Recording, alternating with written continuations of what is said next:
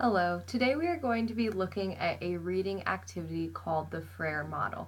Now, this model is a model that can be used during reading a passage as well as after reading a passage, but today specifically we are going to talk about how this activity and what this activity looks like during reading. This is an activity that promotes learning as well as understanding for students. So the Frayer model looks like this. As you can see, there are four different sections. The Frayer model is a graphic organizer for building student vocabulary. This technique requires students to define the target vocabulary and apply their knowledge by generating examples as well as non-examples. Students also have to give characteristics and sometimes draw a picture to illustrate the meaning of the word. This information is placed on a chart that is divided into four sections to provide a visual representation for the students. Now, students may use the Frayer model to develop an understanding of key concepts and vocabulary that is found in a passage or a chapter of a book. As well, the Frayer model helps students draw on prior knowledge to make connections among concepts. Students also can compare attributes and examples by using the Frayer model. And this helps them think critically to find relationships between concepts and to develop deeper understanding of words' meanings. So teachers can model the Frayer model for their students first before having them do this on their own. So first, what this looks like is based off of a reading from the class, the teacher or a student will pick one of the main vocabulary words or topics and put that in the middle of the Frayer model in the oval shown in the middle of this model. Then students, based off of the reading as well as their background knowledge on that topic or that word, will define the word and put that information in the top left corner of the chart.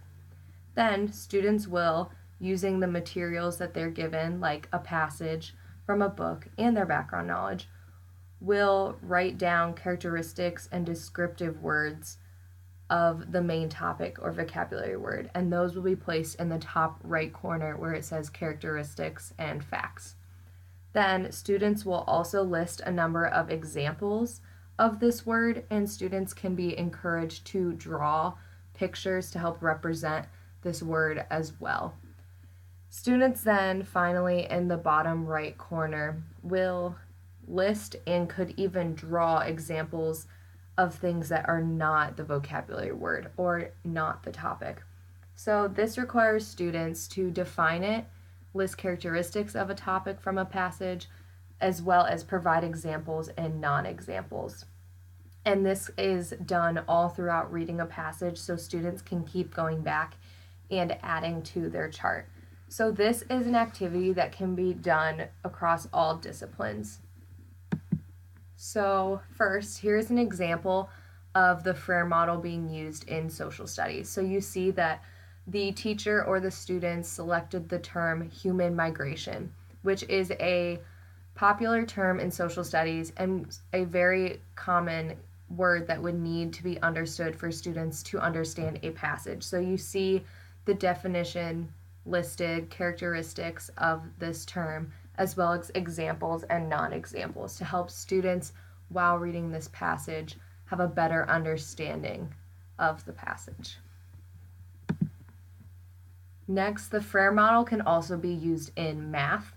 So you see the word area listed here. So this is a main topic or term that the teacher or students decided needed to be further explored.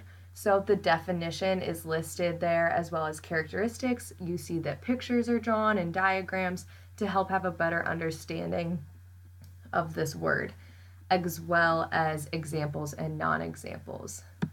Then next, here's an example of the Frayer model being used in language arts. You see the word sonnet, and again, there's a definition, characteristics, and then examples of what a sonnet is, and examples of things that are not sonnets. And then another discipline that the Frayer model can be used in is science. So we see here physical change.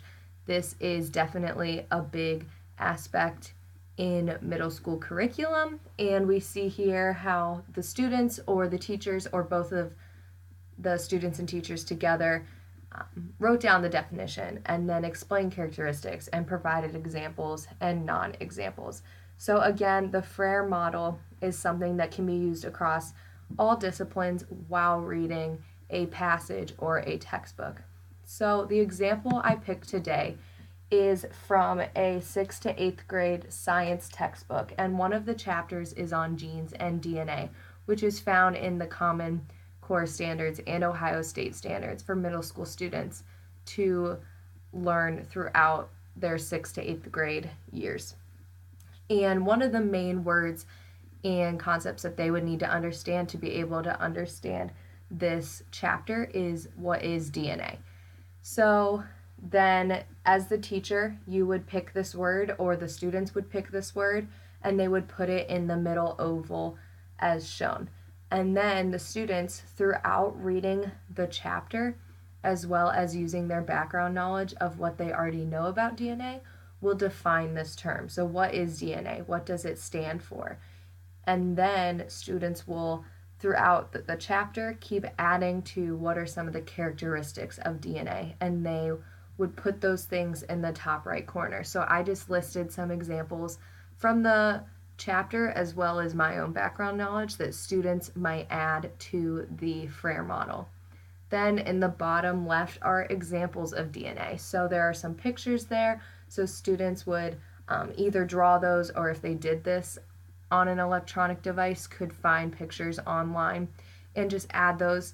And these are examples of a picture of DNA, what the structure looks like, as well as where is DNA located.